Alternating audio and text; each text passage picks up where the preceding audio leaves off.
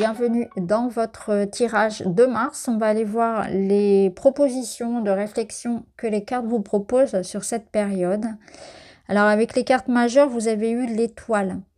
L'étoile qui vous parle de projet, d'inspiration, de ce qui vous fait envie, de vos désirs, de vos rêves. À quoi rêvez-vous? Que désirez-vous? Quelles sont vos aspirations pour ce printemps?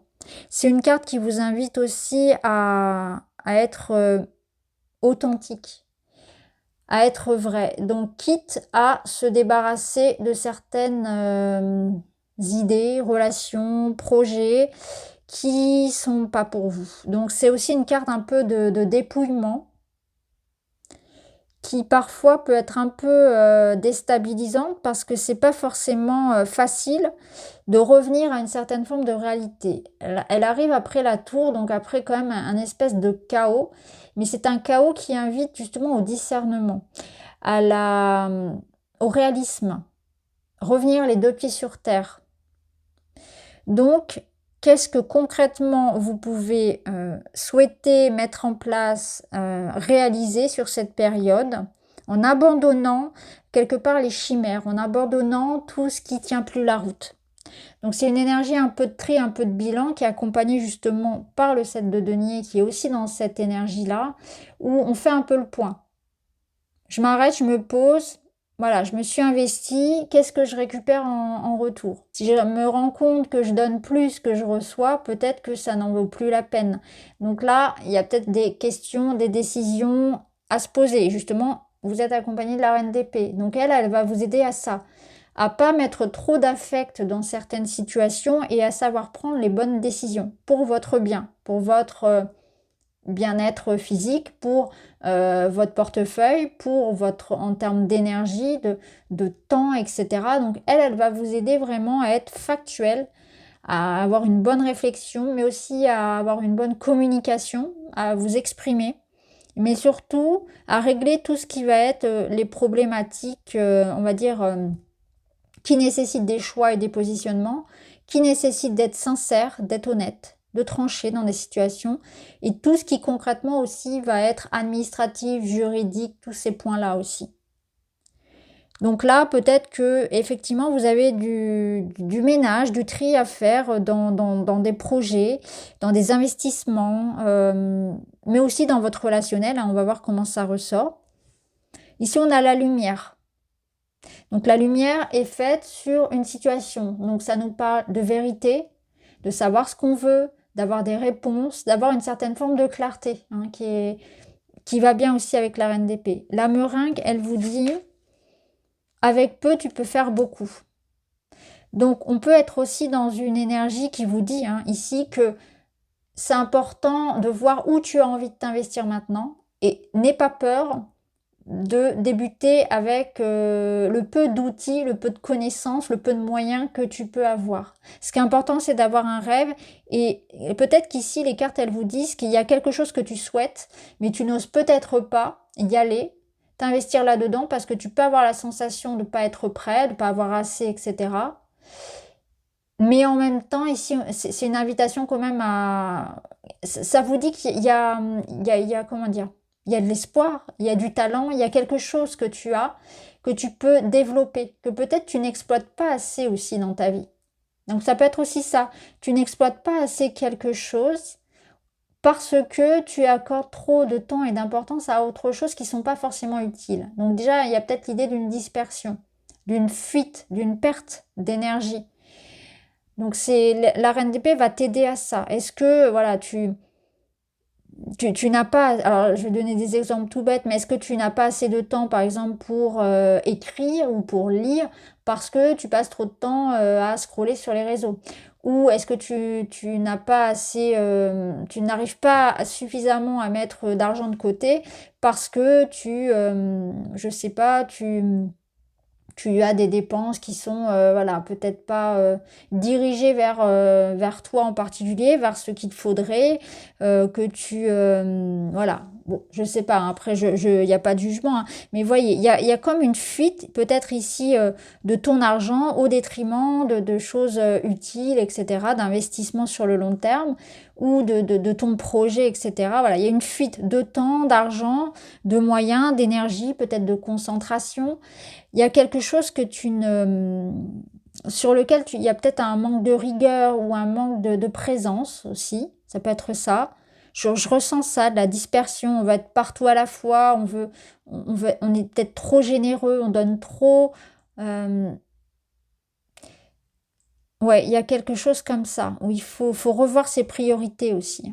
Ou alors, on ne se fait pas suffisamment confiance parce que il peut y avoir aussi cette notion de ne pas se sentir prêt ou être insatisfait de soi. On peut parfois s'auto-saboter parce que syndrome de l'imposteur beau jour, ou ça peut être cette idée de procrastination en fait. C'est que si c'est pas parfait, je préfère procrastiner. Je préfère ne pas me lancer dans quelque chose où c'est pas parfait. Alors que là, on vous dit que ça viendra avec le temps, hein. La meringue, c'est un peu l'idée, c'est que voilà, les œufs en neige, on part de pas grand-chose, puis ça monte, ça monte, ça monte, ça monte, en travaillant, en donnant. Il ne faut pas oublier que derrière, on a le 8 de denier, c'est quand même la carte de l'investissement. Donc là, il y a quelque chose dans lequel il faut vraiment s'investir.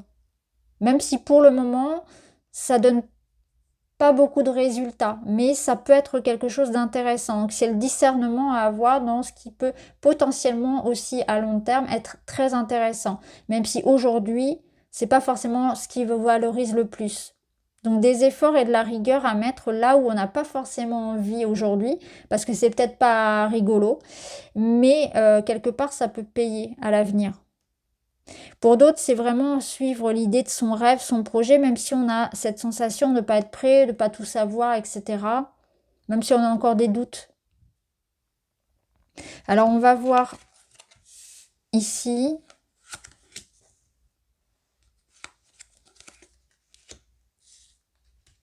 Au niveau matériel. Ouais.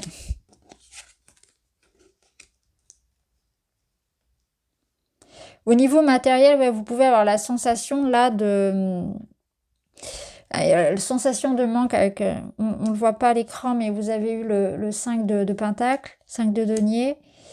Et on voit que vous pouvez être dans une période où il y a beaucoup de mouvements, où vous investissez, vous avez l'impression peut-être de sortir beaucoup d'argent, de beaucoup investir. Vous savez pas trop si ça va être rentable à long terme, ou ce sentiment où il y a moins de rentrée d'argent et ça peut faire peur parce que bah, en même temps il faut investir dans ces projets, faut vivre. On peut être en train de déménager, vous voyez, on a des investissements et on a peut-être la peur d'être un peu juste au niveau de l'argent. Je ressens comme ça des peurs au niveau de l'argent par rapport à des projets que vous mettez en place, etc., dans l'idée de tenter sa chance dans un environnement qui est un peu incertain aussi, hein, peut-être de se lancer dans un domaine où il y a beaucoup de concurrence, ou de se lancer dans un nouveau projet où ça demande des reconversions, on part de zéro et on ne sait pas trop où ça va nous mener. Mais vous voyez, vous avez la carte du talisman. Alors, dans le Mystic Wood, c'est vraiment une carte de protection qui vous parle en fait d'une sorte de chance, d'une sorte comme de voile, de bulle en fait qui entoure ce que vous êtes en train de faire. Et en plus ici vous avez le trèfle. Donc le trèfle aussi symboliquement c'est quand même ça, c'est quand même la chance. Donc c'est comme si on vous disait oui, tu peux être dans une période où tu as la sensation de recommencer à zéro, de beaucoup donner, beaucoup investir. Tu sais pas si ça va être rentable sur le long terme. Tu peux avoir cette sensation aussi de ne pas être prêt, de beaucoup douter de toi, de te dévaloriser. Il faut vraiment que tu aies confiance, en fait, vraiment dans cette période-là de changement, de mouvement, mutation, changement de travail, les déménagements, les investissements, il y a des départs, voilà, il y a beaucoup d'incertitudes. Ça peut faire peur parce que ça vient toucher à votre sécurité matérielle, voilà, ou à votre confiance en vous pour certains. Mais vous êtes protégé et je ressens aussi que la vie vous encourage justement à aller vers le changement. Donc ça, c'était pour le matériel. Alors, au niveau relationnel, vous avez le magnifique bouquet. Donc là, on a l'idée de douceur, d'amour, d'un cadeau, d'un message, d'une invitation, d'une rencontre, de quelque chose qu'on vous donne. d'une intention qu'on a envers vous qui est belle, qui est douce, qui est honnête, sincère. Ici, c'est beau aussi. On a l'arbre et les poissons et on a le 8 de denier. Ok. Alors, je vais faire résonner du coup autrement les cartes précédentes parce que je vais les mettre aussi dans ce domaine-là. D'abord, je vais vous tirer un message. Donc, pensez à une personne. Je vais vous lire un petit message qu'on a pour vous. Ça peut aussi représenter une situation, hein, si ce n'est pas forcément une personne en particulier. Et on vous parle de carrefour. Je dois m'affirmer et prendre une décision ferme. Dilemme, positionnement et choix. Là, on retrouve notre reine d'épée. Cette personne souhaite te dire qu'elle est actuellement face à un dilemme et qu'elle doit se positionner clairement concernant votre relation ou une situation dans laquelle elle rencontre des difficultés. Pour le moment, elle n'arrive pas à prendre de décision ferme, affirmée et définitive. Ce n'est pas confortable pour elle, elle se sent bloquée. Alors, ça peut nous dire qu'il y a une personne face à vous qui a une décision importante à prendre concernant votre relation ou concernant sa vie à elle, mais elle est un peu bloquée pour le moment. Donc, votre personne, la personne face à vous, elle peut être un peu, comment dire, préoccupée. C'est-à-dire qu'elle ne va pas être forcément très détendue, à 100% dans la relation. Je ressens en fait une certaine forme d'anxiété et de doute et de questionnement. C'est pas forcément par rapport à vous-même, c'est par rapport à quelque chose qu'elle doit peut-être quitter, qu'elle doit vraiment une décision importante avec des conséquences. Donc on voit que la personne face à vous est préoccupée et qu'elle a une décision à prendre. Si ça vous concerne vous, parce qu'on peut aussi le faire résonner avec vous, ça vous dit que vous devez vous positionner. Voyez? Ici, on vous demande peut-être de savoir clairement ce que vous voulez dans une situation qui peut être amoureuse. Mais en tout cas, affirmez-vous. Il y a un choix, il y a des réflexions. La reine d'épée va vous accompagner à ça. Toujours dans ce sens de, voilà, de qu'est-ce que je récolte. Et là, on voit qu'il y a les efforts. Donc, il peut y avoir une réflexion autour d'investissement, autour d'efforts. Donc, pour certains, on voit que là, vous êtes en train de réfléchir, par exemple, à un projet commun, un projet de famille, un projet de couple, qui s'investit sur le long terme. Donc, ça confirme les déménagements et tout ce qui va être immobilier, voyage, etc. Mais ça peut être aussi en lien avec la relation.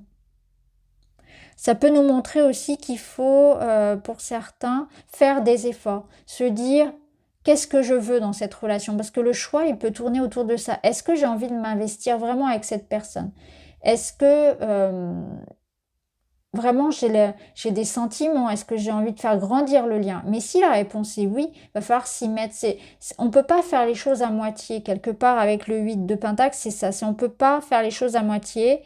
Il faut vraiment s'investir. Et ce qu'on ressent ici avec les cartes autour, c'est que l'investissement, il est quelque part entre guillemets rentable.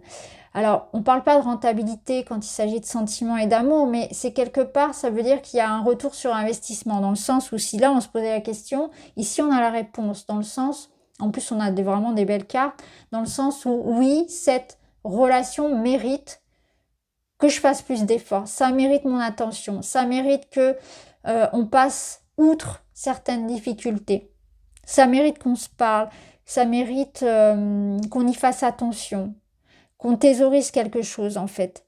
Ça mérite qu'il y ait plus de douceur, qu'il y ait plus d'attention, de cadeaux l'un envers l'autre.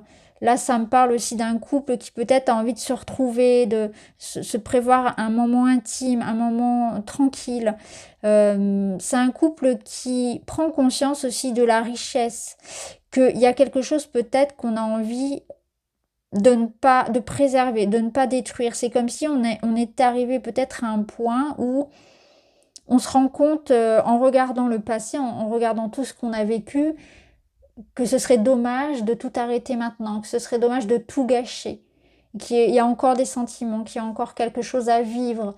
Vous voyez, il y a aussi un regard, vraiment un regard sur le passé en se disant, voilà, l'histoire est belle, il y a encore quelque chose à réparer, il y a encore quelque chose qui mérite en fait mon attention. Ici, ce que je ressens, c'est aussi des bons moments en famille, entre amis, d'avoir envie en fait de s'investir pour créer encore plus de beau dans sa vie, dans ses relations, dans sa maison. Donc, on a envie aussi de romantiser sa vie, de romantiser son quotidien, de se créer un cocon. On investit aussi pour sa santé, pour son bien-être. Donc on peut aussi avoir envie de se valoriser par le physique, par l'esthétique, par les vêtements, par le sport, etc. On a envie de se sentir bien, de se sentir belle, de se sentir beau, de se valoriser. On investit aussi voilà, dans tout ce qui va être son environnement. On prend conscience de ce qui nous entoure, de ce qui nous nourrit, c'est-à-dire le lieu de vie, les relations que j'ai autour de moi, etc. Et la relation aussi que j'entretiens avec moi-même, avec mon corps. Comment je prends soin aussi de ma santé globale. Donc ici, vraiment au sein du couple, on a l'idée d'une décision qui est importante, mais peu importe la décision, pour ceux qui vraiment ont envie de valoriser le lien, de le renforcer, là, c'est vraiment le bon moment. En tout cas, il y a vraiment cette fenêtre-là. Alors, la finalité du mois, pour vous, on va voir plusieurs messages. Minutie, observation, exploration, humilité. C'est les petits détails qui comptent. Les petites choses. Ne pas négliger les petites choses, les petits détails, les petites attentions. Peut-être que la réponse, elle se trouve aussi dans quelque chose qu'on néglige dans les détails. C'est une notion aussi d'implication, d'être concentré, de ne pas négliger les détails. Alors, ici, qu'est-ce qu'on vous dit d'autre? Premier croissant, organise-toi. Tu dois être prêt à recevoir ce que tu désires. Organise-toi, fais de la place, planifie les prochaines étapes en y consacrant du temps et de l'attention. Tu informes l'univers et de ton souhait de l'employer à faire le nécessaire pour créer ce que tu espères. Ainsi, l'univers te soutiendra. Oui, c'est... Soyez minutieux, organisés, concentrés sur ce que vous voulez. Mettez-y de la bonne volonté. En fait, il y a vraiment cette énergie-là. Je pense que vous avez quelque chose en tête. Et le dernier message du tarot, c'est 8 de bâton inversé. Ici, on vous dit que les choses peuvent aller... de pas vous laisser déborder, voilà, de pas vous laisser déborder, donc vraiment organisation pour pas pour pas se disperser et pour pas non plus se laisser déborder. C'est comme si il y avait beaucoup de choses à faire, beaucoup de pain sur la planche, et que sur la période du printemps, en fait, ça va relativement beaucoup bouger, c'est ce que j'ai dit d'ailleurs aux autres signes. Il faut pas se laisser déstabiliser par tout ce qui arrive, mais de le gérer dans le sens de pas de précipitation, mais une bonne organisation. Ne pas faire les choses n'importe comment. Vraiment se faire un plan, s'organiser. Je pense que ça va vraiment être important, surtout qu'ici, on vous parlait vraiment de minutie. J'espère que ça vous parle. Je vous embrasse et je vous dis à très vite.